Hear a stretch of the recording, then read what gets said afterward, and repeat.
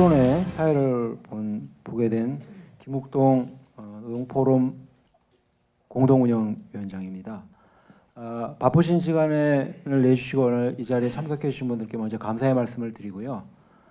사실은 이제 박명준 수석 전문위원께서도 일정이 굉장히 바쁘셨는데 오늘 제가 좀 간청을 해서 또 참석도 하셨는데 토론회가 많은 분들이 좀 참여하지 못하고 이렇게 저희들께 좀 집담회처럼 이렇게 좀 진행이 되는 것 같아서 굉장히 좀 송구스러운 말씀을 먼저 좀 드리도록 하겠습니다.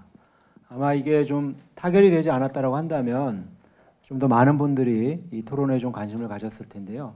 23일 날 노사 합의가 되어지면서 그리고 어제 오늘 계속 언론에서 나오고 있는 게 아마 GM이 그 비토권도 수용을 좀 할 것처럼 이야기가 나오고 있고 신차를 배정하겠다 그리고 출자 전환하겠다.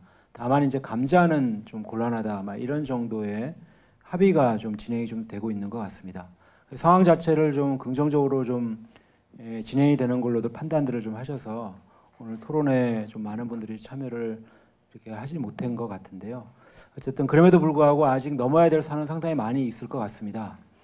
단순하게 GM 문제뿐만 아니라 한국 사회 전반에 대한 제조업 문제로까지 우리가 오늘 좀 같이 좀 고민하는 그런 시간을 좀 가졌으면 좋겠습니다.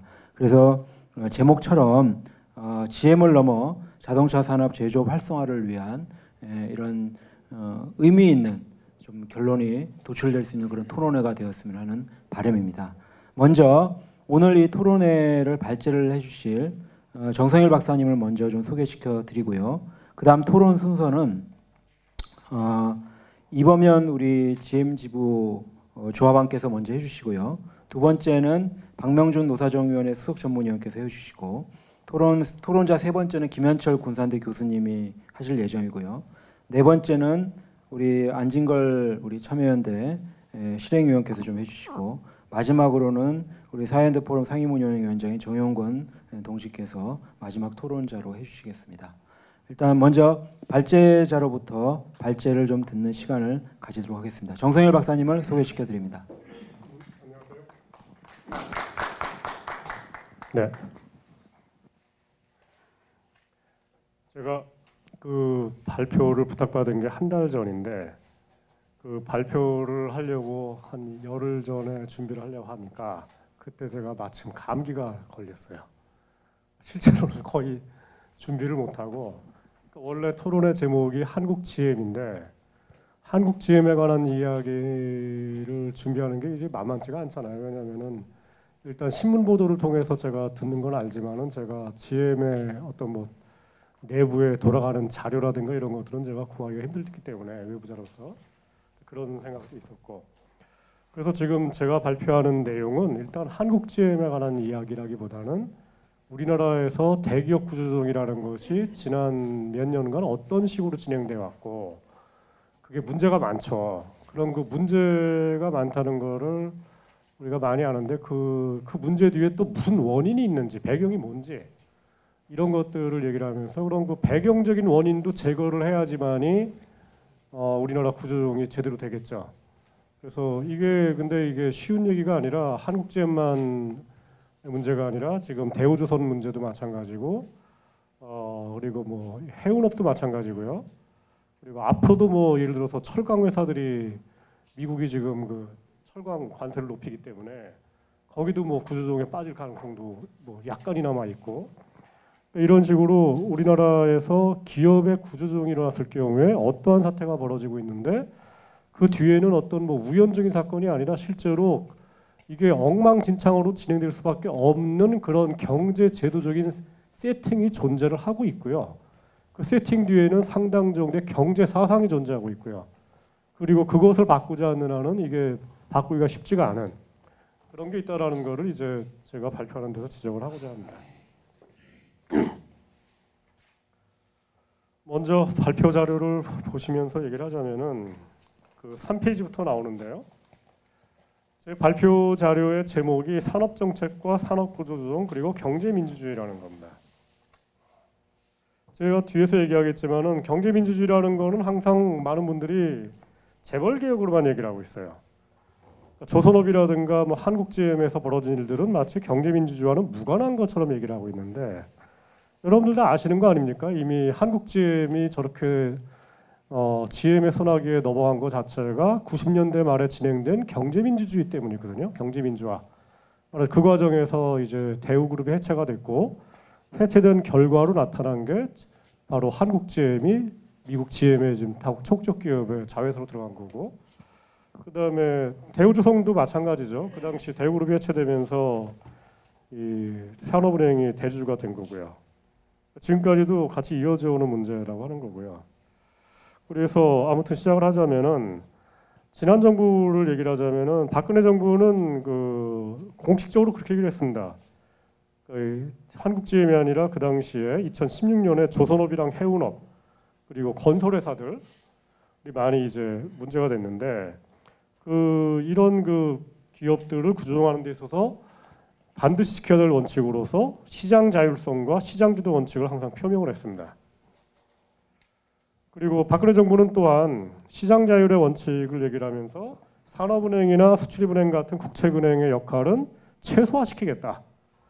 그리고 되도록이면 사모펀드 산업을 육성시켜가지고 사모펀드가 기업의 구조조정에 주요 역할을 하게 하겠다. 이 이야기는 뭐 박근혜 정부 출범 초기부터 2013년부터 나온 얘기입니다. 이 토론회에는 뭐 가보면은 보수 진보 양쪽 토론자들 다 있었고요. 항상 양쪽 다 이거를 찬성을 했었고요. 그렇기 때문에 박근혜 정부에서 진행된 그 시장 원칙, 그 다음에 시장 자율, 그 다음에 사모펀드가 주도해야 된다라는 거. 이거에 관해서는 사실은 뭐 박근혜 정부만이 아니라 이제 여야가 다 사실 찬성했다고 봐야 되는 거고요. 그러다가 이게 결정적으로 전환하는 게 2016년인데 2016년 8월 30일 날 한진해운을 법정 관리로 보냅니다.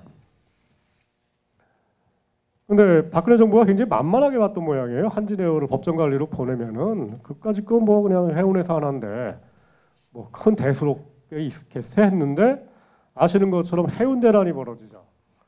그리고 더군다나 뭐 이게 그냥 하나 정도가 아니라 뭐 여러 가지로 파생되는 문제가 굉장히 커졌고 그래서 2달 동안 그때 난리가 났었습니다. 이게 촛불 시위하기 거의 제가 또 저기서 뭐가 떨어지냐 공중에서. 그래서 결국은 여론에 굉장히 많은 질타를 받게 되고 그래서 부랴부랴 2016년 10월 31일 날 박근혜 정부가 이 해수부, 산자부, 금융위 공동으로 해가지고 조선업과 해운업에 관한 구조조정 정책을 발표하는데 그 내용을 보게 되면은 그 이전까지와는 질적으로 다른 내용입니다. 뭐냐면은 해운업과 조선업이 이 국제적 비교율을 상실한 뭐 일종의 좀비 산업이 아니라 정부가 좀 도와주게 되면은 얘들이 살아날 수 있고 더군다나 살릴 만한 가치가 있다라는 식으로 나옵니다. 이때부터는. 근데 이 당시 여론을 보게 되면 굉장히 웃기는 구도가 나타나는 게 박근혜 정부는 이쪽으로 갔는데 뭐 이런 과정에서 이제 뒤에 열린 게 뭐 서별관회 이런 게 뭐 중간중간 열렸던 거고요. 뭐 가령 뭐 2016년 여름인가 그때 지금 열렸던 거고요. 뭐 한두 번 열린 게 아니라 여러 번 열렸던 거고요. 어쨌든 박근혜 정부가 이제 이 해운회사를 이렇게 법정 관리하니까 난리가 난 걸 보니까 대우조선이라든가 이 조선사까지도 문가 나오면 이거 큰일 나겠구나 해가지고 2016년 10월 말에 정책을 완전 선회해버린 거예요. 그랬더니 이제 또 이 언론에서 난리가 나요. 뭐 우리나라 조선일보, 조중동 다 마찬가지고 뭐 경향신문, 뭐 한겨레까지 포함해가지고 왜 쟤들을 살리냐? 쟤들 좀비 회사들인데 그리고 앞으로 살아날 가능성이 있느냐? 살아난다 하더라도 앞으로 중국의 저임금, 일본의 고기술 때문에 우리는 너클래터 상황이기 때문에 지금 뭐 당장 살릴 수 있을지 몰라도 앞으로 5년 뒤에다 다시 또 죽을 애들이다. 따라서 지금 죽이는 게 낫다라고 하는 것이 그 당시에 조선일보, 한겨레 신문의 공동된 논술이었습니다. 그랬고요. 그 다음에 이제 4페이지, 5페이지 나오는 얘기 이런 건데 산업구조조정이라는 것에 대해서 많은 분들이 이걸 경제 논리 때문에 해야 되는 거 아니냐. 말하자면 죽은 애들은 그냥 죽게 놔두자. 그리고 빨리 죽게 하자. 이런 논리입니다. 괜히 쓸데없이 도와주면 그게 국민 세금 들고 나오고 이런 거니까 이렇게 얘기를 하는데 제가 아는 한 전 세계 어느 나라 경우에도 대기업의 경우에 더군다나 굉장히 비중이 큰 산업의 경우에 그런 식으로 시체 처리하는 경우는 없습니다. 왜냐하면 거기에 물려있는 일자리가 뭐 몇만 개 정도가 아니라 몇십만 개가 물리는 경우들이 태반이기 때문에 그러진 않는다는 거예요. 예를 들어 갖고 여러분들 지금 오늘날 영국의 자동차 회사가 독자적인 게 하나도 없어요. 영국을 대표하는 그 자동차 회사가 로보라는 회사고, 로보의 그 후신 자동차가 그 민이라고 하는 조그만 회사 있죠. 그게 이제 그 독일의 그 BMW에 넘어간 게 벌써 20년 전인데, 그럼에도 불구하고 이제 미니의 상당 부분이 이제 영국에서 만들어지는데, 이 로보라는 회사가 70년대에 이제 구조조정 위기에 직면해가지고 파산한다 만다 뭐 이런 얘기를 하는데, 그런 과정에서도 무려 10년, 20년을 존속을 합니다. 그 과정에서 랜드로버라는 회사가 여전히 뭐 존속을 하고 있는 거고요. 왜냐하면 어차피 이 자동차 산업이라든가 이런 것들은 그 회사 혼자 죽는 것이 아니라 거기랑 연관되어 있는 기계공업, 그다음에 철강공업 이런 굉장히 많은 그 연관 산업이랑 연관되어 있고, 그다음에 거기 또 일자리가 굉장히 많기 때문에 그렇게 하루아침에 죽이는 거는 말이 안 된다는 거예요. 그래서 항상 산업이나 기업 구조이라는 거는 그냥 정계적인 게 아니라 정치 경제적이라는 거고요. 그게 당연히 민주주의에 맞는다는 거고요. 민주주의라는 거 괜히 합니까? 그래서 경제 논리에 따라서만 해야 된다고 하는 거야말로 이른바 시장의 독재, 영어로도 얘기를 하는 dictatorship of the market, 시장이 독재하자는 거 말고 뭐가 되겠냐 이런 겁니다. 그래서 저는 그 경제민주주의라는 말을 우리나라에서 많이 하는데, 경제민주라는 것은 결국은 시장의 독재에 반대하자는 말입니다. 우리나라에서는 경제민주주의를 갖다 항상 재벌 얘기만 하시는데, 재벌이라는 것이 만약에 이 사회 내지는 민주주의 공화국의 통제를 제대로 받는다면 순화된 그다음에 이제 문제가 안 되는데, 얘들이 순화되지 않고 자기들 식대로 독재를 하니까 문제가 되는 거 아닙니까? 그런 것처럼 우리가 경제민주주의를 얘기한다면 가장 우선적으로 맞서 싸워야 되는 대상이 재벌만이 아니라 시장 독재 논리다. 그 중에 하나가 바로 산업이나 기업의 구조조정을 경제 논리대로 통제하는 그런 시각. 이거야말로 민주주의에 반하는 것이라고 생각합니다. 여기까지 있는데, 그다음에 문재인 정부 얘기인데요. 문재인 대통령이 후보 시절에 조선업과 해운업을 반드시 살리겠다라고 했습니다. 그래서 실제로 문재인 정부의 그 금융위원회가 지난 1월달에 발표한 금융위원회 올해 1년 동안 그 해나가는 정책 과제를 보게 되면은, 이 금융위원회가 이 조선업과 해운업을 살리기 위해서 산업은행과 수출입은행을 비롯한 정책금융기관의 역할을 뭔가 좀 더 조정하겠다 이렇게 나옵니다. 근데 딱 거기까지입니다. 이게 뭐냐면은 조선업과 해운업을 대통령이 얘기하셨으니까 나는 거기까지만 상관하고 나머지 산업들, 그러니까 가령 지금 한국GM 이런 얘기도 거기 빠져 있고요. 그 다음에 뭐 아시겠지만은 조선업이 무너지게 되면은 그 조선업의 그 여러 가지 부품 소재 같은 걸 납품하는 것이 창원에 있는 기계공단들이거든요. 거기 있는 기계공업은 앞으로 어떻게 할 것인지. 당장은 타격이 없지만은 지금 중국이 아시겠지만 중국이 기계공업을 지금 국가 전략 산업으로 지정해가지고 2025년까지 거의 한국을 능가할 정도 기술력을 확보하겠다고 지금 엄청난 대대적인 투자를 하고 있는데, 그럼 앞으로 5년 뒤, 10년 뒤에 우리나라 창원 기계공단도 저거 완전히 사그라들지 모르는 그런 위기에 처해 있는데, 저건 어떻게 하겠다는 건지에 대한 얘기가 이 문재인 정부 하에서 제가 알기로는 별로 논의되는 게 없습니다 지금.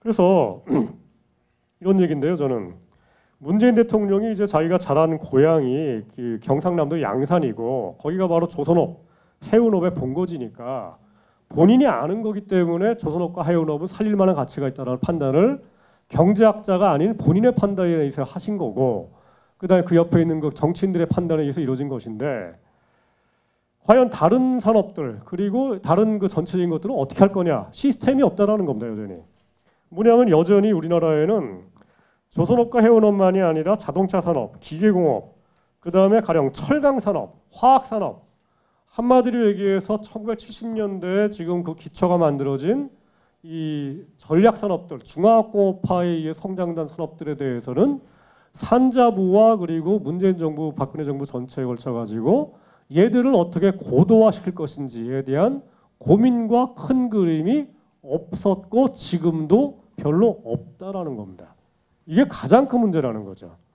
그런 상태에서 기업이 문제가 터질 때마다 야 쟤들 그러면은 그냥 사양산업 아니야? 중국 때문에 죽어야 되는 거 아니야? 그럼 죽일 거면은 빨리 죽여버리고 거기에 들어가는 예산과 자본을 절약해가지고 빨리 성장산업, 그게 뭡니까? 이른바 4차 산업혁명 산업, IT 그쪽으로 다 몰아넣자는 거예요. 이게 지금 현 정부의 그 정책을 하시는 분들의 논리기도 하고요. 그다음에 뭐 현 정부만 그랬던 것이 아니라 사실은 박근혜 정부도 마찬가지였던 거고요.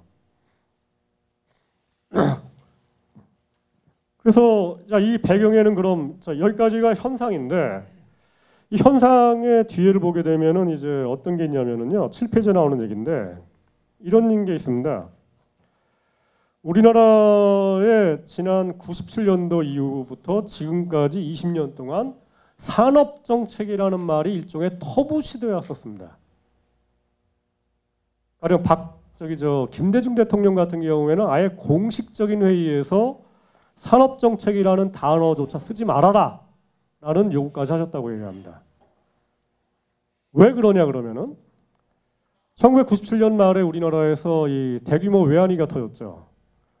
이 외환위기를 설명하는 가장 그 주된 이론이 이른바 신고전파 주류 경제학자들의 이론이 뭐였냐면은 외환위기는 바로 박정희식 산업정책 때문에 터졌다. 말하자면은 1970년대 시작된 중화공업화, 그거에 의해서 발생한 특혜금융, 그거에 의해 성장한 재벌, 특혜금융의 기본인 관치금융, 그 다음에 국가가 은행을 소유하고 있는 거, 이거 전체가 바로 박정희식 그 이른바 성장주의 시스템인데 이게 바로 그냥 썩을 대로 썩어가지고 정유유착이라든가 이런 것들에 의해서 썩어가지고 효율성이 없다라가 이게 왜냐하면 90년대 중반까지만 하더라도 한국 자본주의만이 아니라 일본 자본주의도 상당히 잘 나갈 것처럼 보였고 그랬기 때문에 뭔가 한국을 대표하는 뭔가 아시아적인 특징을 가진 자본주의가 미국이라든가 유럽 자본주의라도 넘어갈 것처럼 얘기하다가 얘가 이제 무너져 버리니까 그럼 참 쌤통이다. 앞으로는 아시아 애들처럼 절대로 하지 말아라.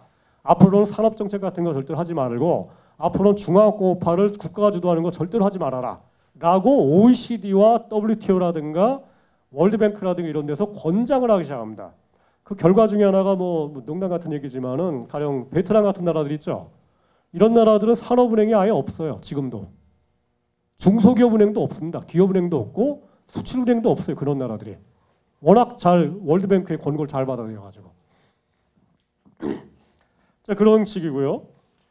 그러다 보니까 이제 우리나라가 아직 잘 기억나시겠지만은 노무현 정부 때 나왔던 그 슬로건이 혁신 주도형 경제로 전환시키겠다라는 겁니다. 이노베이션 드리븐 이코노미로 가겠다라고 했고 이거를 OECD 파리에 있는 OECD가 공식적으로 찬양하죠. 참 잘하는 정책입니다라고 해가지고 자 그렇게 되는데 그러다 보니까 이제 여기 9페이지에 나오는 얘기인데요. 기술 혁신을 뭔가 이 산업 성장의 중심에 놓는 거 이거 자체로만 보면요 뭐 이게 뭐 사실 어떤 경우에는 괜찮은 것들도 많이 보여요. 다른 게 아니라 김대중 정부 노무현 정부 때를 기억을 해보면은 그 당시 가장 많이 얘기했던 게 뭐냐면은 첫 번째가 벤처기업 육성, 그러니까 창업. 그다음에 또 하나가 IT, BT, NT로 생성이라고 얘기를 하는 이른바 기반 기술. 기반 기술이라는 거는 모든 그 산업이나 모든 업종에 공통적으로 쓰이는 기술이라는 게 이제 IT, BT, NT 기반 기술인데 그런 기술에 정부가 집중적으로 투자하고 전략 기술에 거기서 나오는 그 성과를 가지고서 뭔가 이 사업화를 해가지고 창업을 증진시키는 이게 바로 이제 OECD라든가 한국 정부가 그 당시에 얘기했던 혁신주도형 성장이에요. 근데 여러분들 지금 이게 지금 그런 생각이 나실 텐데 문재인 정부가 지금 하고 있는 이른바 혁신 성장 문재인 정부가 이 성장론의 키워드가 세 가지거든요. 첫 번째가 소득주도 성장, 두 번째가 공정성장. 공정성장이라는 것 곧 경제민주화. 그다음에 세 번째가 혁신성장입니다. 그중에 혁신성장이라는 게 바로 요거랑 연관된 게 아니라 바로 이노베이션 드리븐 이코노미라는 것과 똑같은 얘기를 또 하고 있는 겁니다. 지금. 그래서 10페이지에 나오는 얘기는 이런 건데요. 여기 계시는 분들이 노동계에 계신 분들이기 때문에 노동 얘기를 하자면은 혁신을 경제 성장의 가장 중심으로 놓을 경우에 뭘 놓치게 되냐면은 노동자들의 역할이 완전히 사라집니다. 왜냐하면 혁신이라는 것은 좁은 의미에서 R&D를 얘기를 하거든요.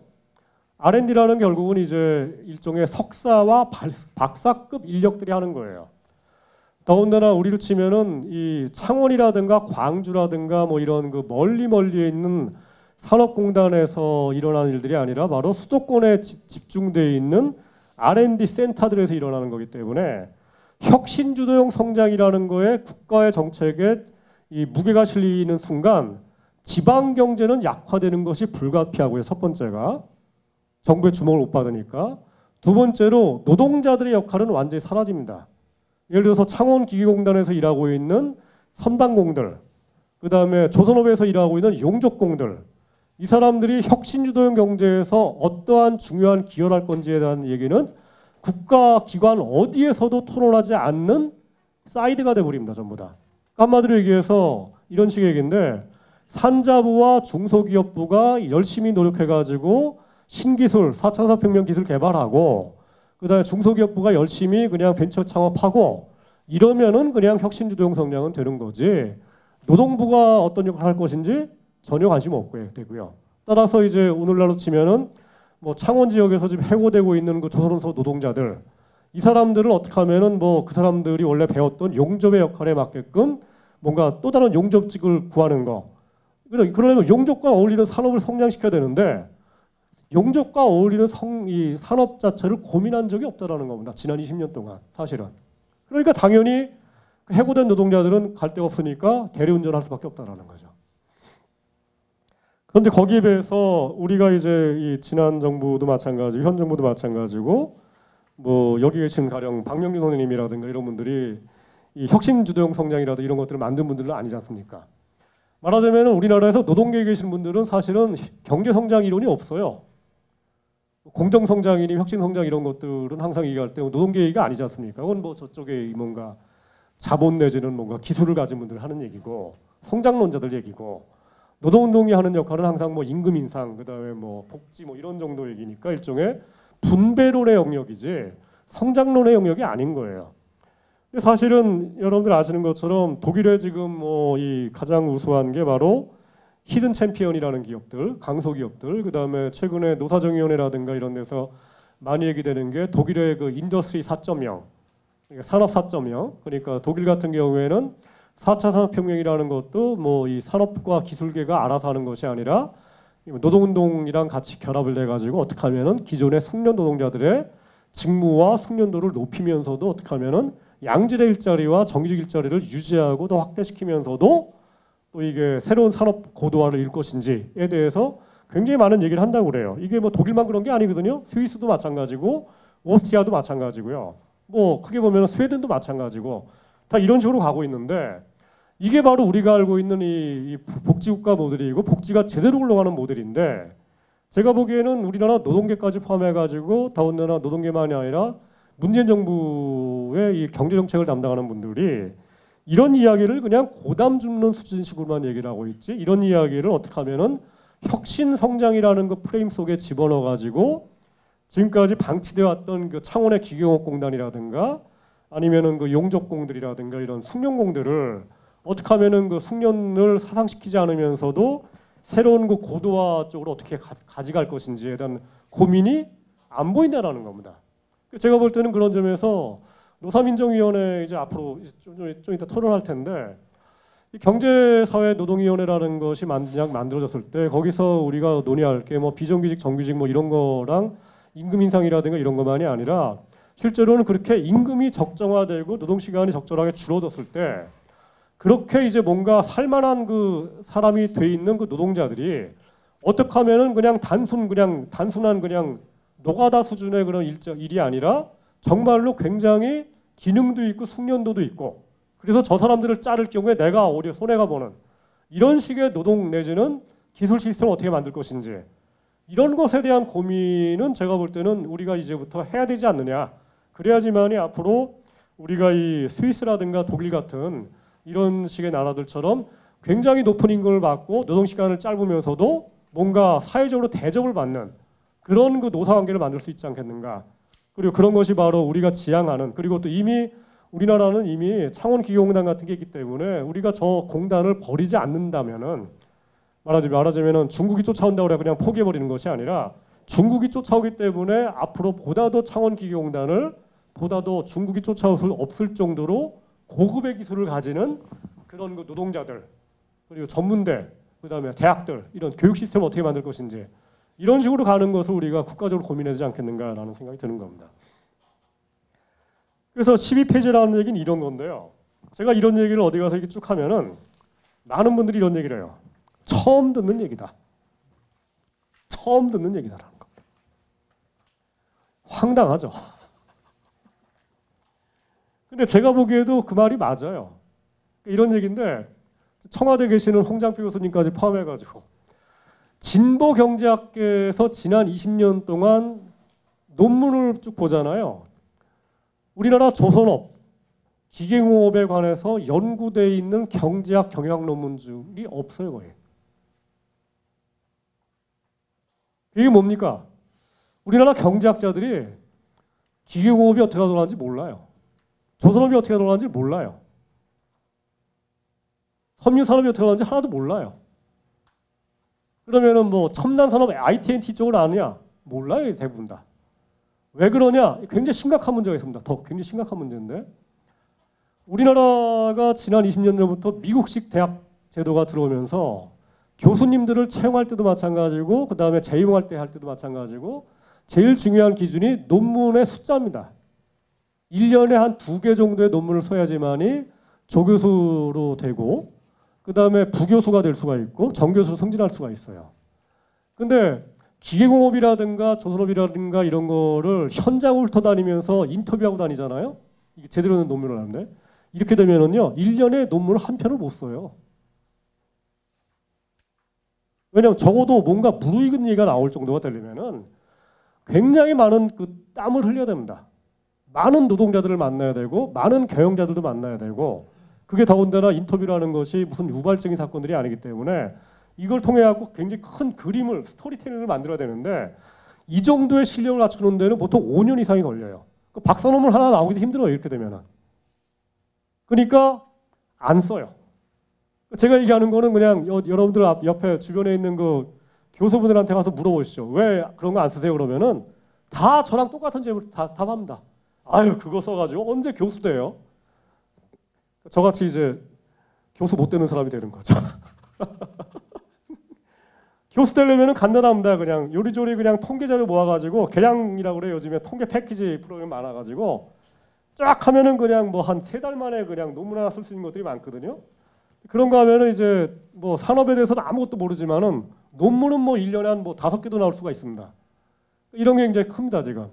이게 바로 다른 게 아니라 우리나라 대학 교육의 경제학과와 경영학과가 미국식으로 변한 그 가장 큰 폐해 중에 하나예요. 이게 뭐냐면 다른 얘기를 하자면은 일본 대학이 이런 식이 아니에요. 일본 대학은 지금도 대학 교수가 1년에 논문 뭐 10장짜리, 20장짜리 쓰는 걸로 평가 안 내고요. 여전히 일본, 독일, 스위스 뭐 이런 나라들 대부분 다 그 교수를 평가할 때 제대로 된 책이 나오느냐, 그 책을 정말로 학계에 있는 사람들이 인정해 주느냐, 좋은 사람으로, 이런 식으로 평가를 합니다. 그렇고요.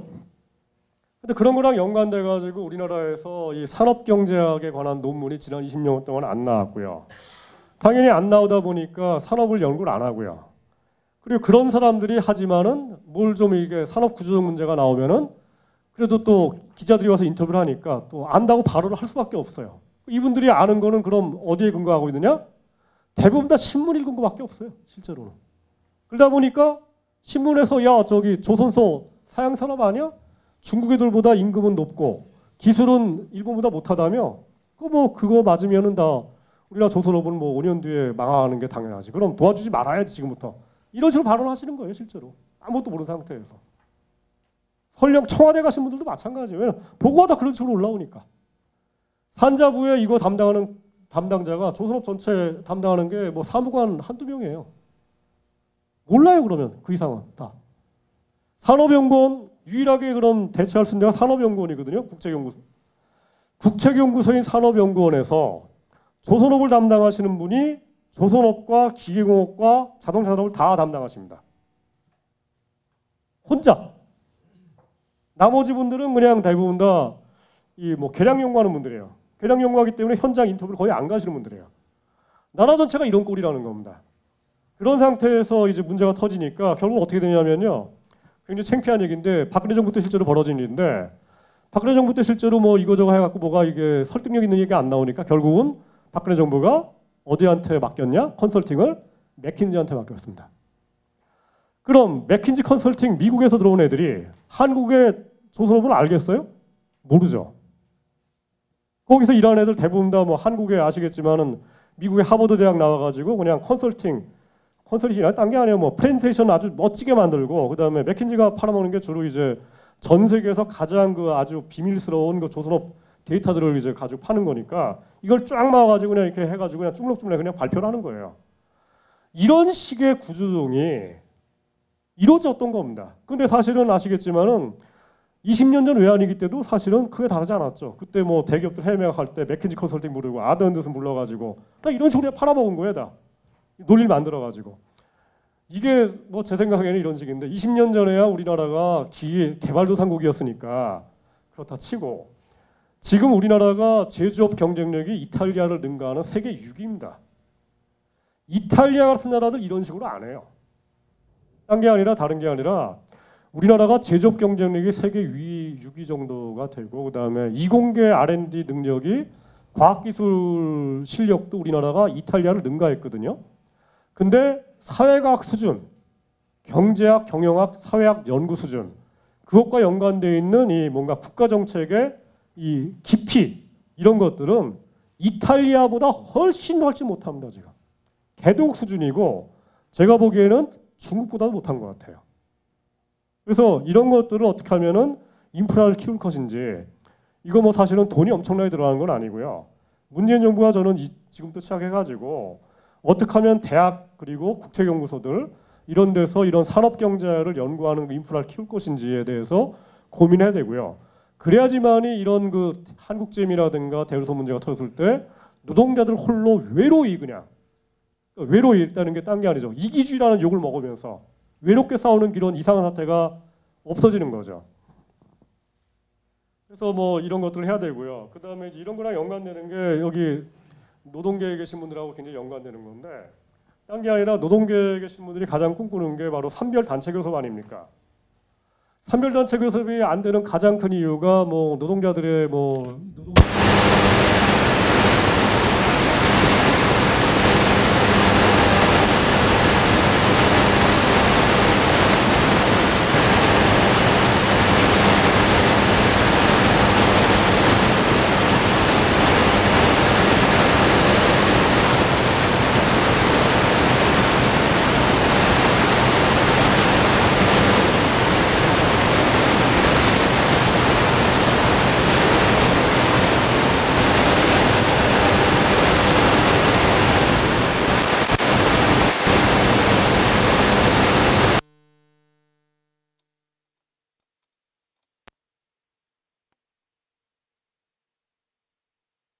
강제화하는 입법이 필요하다는 것도 제가 공감을 하고요.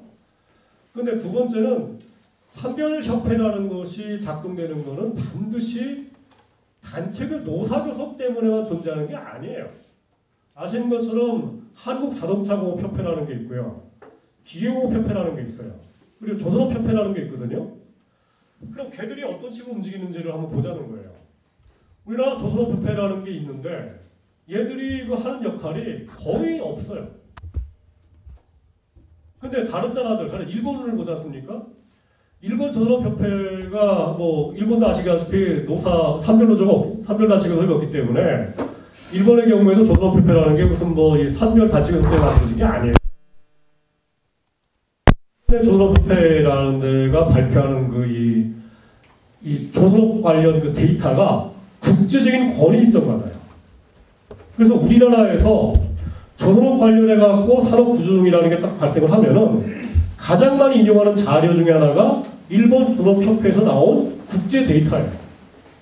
근데 아실지 모르겠지만 우리나라 일본의 조선업 그 기술력과 매출 수준이 세계 3위고요. 한국이 1위입니다. 지금도. 기술력도 1위고 20년 전부터 이미.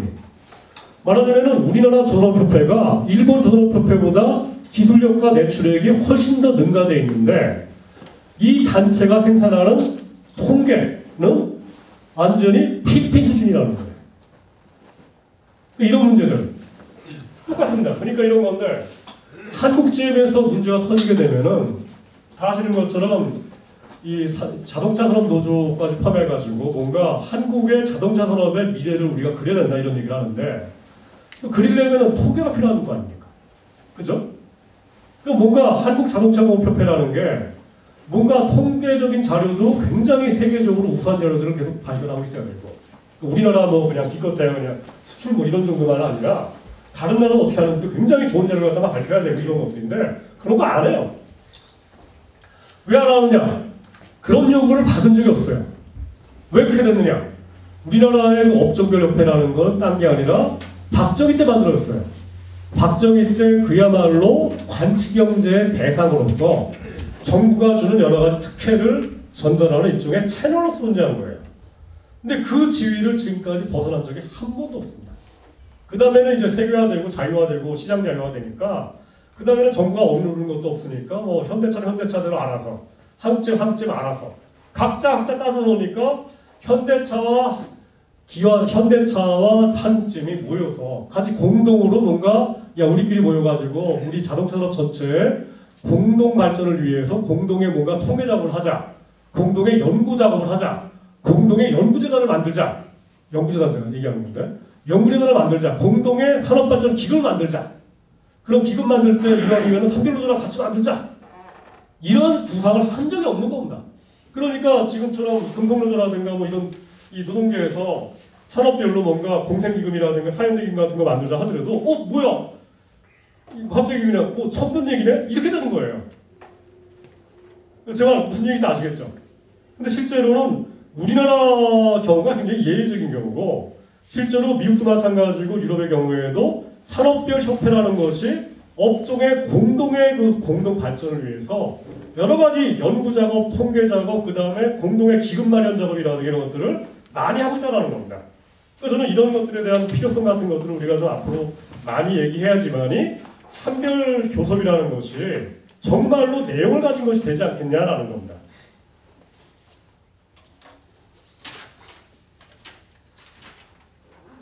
그리고 뭐 뒤에 나오는 얘기는 뭐 산업은행을 제대로 역할을 해오자는 거고요. 이 얘기만 앞으로 그냥 마치겠습니다. 산업은행이라는 거의 역할을 어떻게 볼 것인가를 가지고서도 사실은 논의가 많았습니다. 이 산업은행이 원래 일제시대에 만들어진 거고요. 그 다음에 이제 이승만 정부 때까지도 그게 계속 존재하다가 이거의 역할이 지금처럼 굉장히 중요해진 게 박정희 때예요. 경제개발 5개년 계획에 의해서 뭔가 이 5개년 계획에 따른 여러 가지 산업금융이 필요한데 이거를 담당하는 게 1차적으로 국책은행, 산업은행, 뭐 중소기업은행, 수출은행 이런 데였고요. 이거 가지고 안 되는 건 이제 그 당시 국유화된 뭐 한일은행, 조은행 이런 데였고요.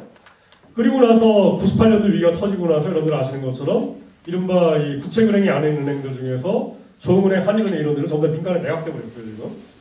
그 다음에 이제 남아있는 게 바로 산업은행 이런 데들인데 산업은행을 적어도 김대중 정부, 노무현 정부 때만 하더라도 민영화시킬 생각은 안 했어요. 하지만 산업은행의 역할이 이 김대중 정부, 노무현 정부 때 아까 제가 말씀드린 것처럼 이 산업정책이라는 거의 역할이 굉장히 축소되면서 산업은행의 역할도 그 당시부터 이미 엄청나게 줄어듭니다. 뭐냐면은 90년대 초반까지만 하더라도 산업은행이라는 것이 혼자 존재하는 것이 아니라 자동차 산업 발전 육성법에 의해서 움직이는 존재였어요. 말하자면은 한국의 자동차 산업을 이렇게 살려야 되기 때문에 거기에 따라 가지고 산업은행이 이렇게 역할을 해야 된다.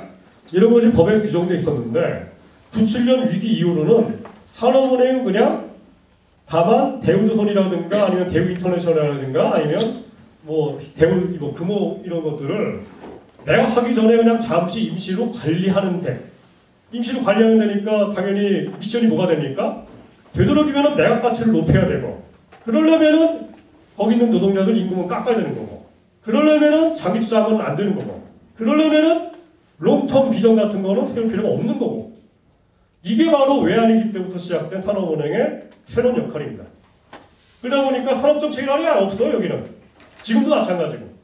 다만 관리하다가 팔 뿐이고요. 어디다 파느냐? 그건 나한테 묻지 말라는 거예요. 그러니까 나한테 당신들이 미션을 준 적이 있냐는 겁니다. 실제로 없죠. 누구도 그런 미션 준 적이 없는데.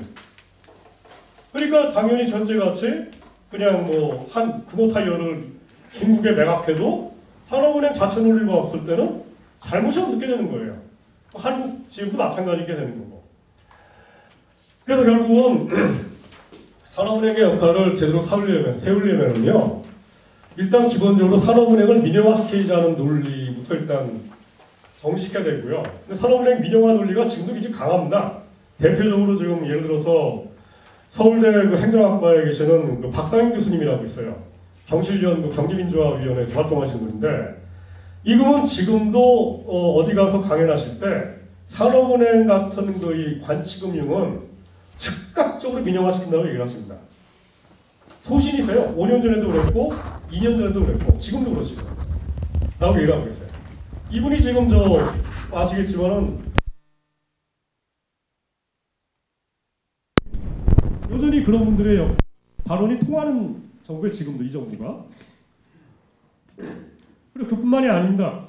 뭐 죄송합니다만 김상조 선생님 같은 경우에도 지금은 어떻게 생각할지 모르겠지만은 2년 전에 2016년 5월달에 민주당에서 진행됐던 정산업 구조동에 관한 그 토론회에서 발언한 걸 쭉 보게 되면은 김상조 선생님이 나오셔서 뭐라 발언하시면은 산업은행의 경우에도 장기적으로는 민영화시키는 것이 바람직하다라고 그분이 발표한 자료에 나옵니다. 파워포인트 자료에. 하지만 지금 당장 그 해운업이나 이런 것들이 지금 구조되는 걸로 봐서 쟤들을 사모펀드가 다 수행하는 기에는 사모펀드 자체가 구성이 안 될 것 같으니까 너무 리스크가 커가지고 그러니까 어쩔 수 없이 산업은행이 맡아 할 수밖에 없을 거다라고 얘기를 하시면서 과도기적으로 어쩔 수 없이 산업은행을 민영화시키지 말고 역할을 하게 하자. 이런 게 바로 김상조 선생님 발표분이시고 제가 보기에는 제가 관찰한 바에 따르면 현재 산업은행 은행장이신 이동걸 선생님도 사실은 같은 생각이셨어요. 근데 모르겠어요. 지금도 산업은행 장으로 역할하시면서 같은 생각이신지. 왜냐하면 또 현직에 계시면 또 생각이 바뀔 수도 있으니까. 그런 식의 생각이고요. 근데 하여튼 저는 그런 생각인데 산업정책이라는 걸 우리가 여전히 앞으로 필요로 하고 있고 더군다나 지금 아시는 것처럼 중국이 2025년까지 한국을 능가해서 제조업을 고도화시키겠다. 그 얘기는 한국은 이제 거꾸로진다는 얘기입니다. 우리는 죽기 살기로 뭐 산업정책을 해가지고 중국처럼 고도화시키거나 아니면 다 포기하고 그냥 서비스 위주로 가거나 이거밖에 남지 않는다고 생각하는데 만약에 전자라면 중국이 하는 것만큼이나 우리도 산업정책을 펼쳐가지고 박정희 시기가 뭐건 간에 우리나라 일자리를 고도화시키고 창원공단도 살려야 되고 뭔가 기존의 일자리를 살리면서 고도화시켜야 되는 게 맞다고 한다면은 그러려면 산자부 장관만 움직이는 것이 아니라 산업은행의 역할도 민영화를 넘어서 보다 더 고도한 방식으로 가야 된다라는 거고요.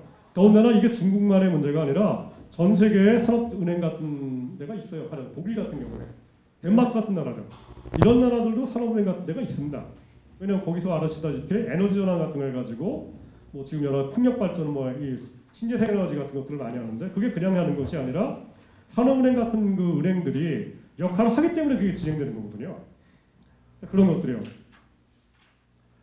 뭐 여기까지 하고 그냥 나머지는 토론하면서 얘기하는 거죠. 네, 고맙습니다. 마치겠습니다.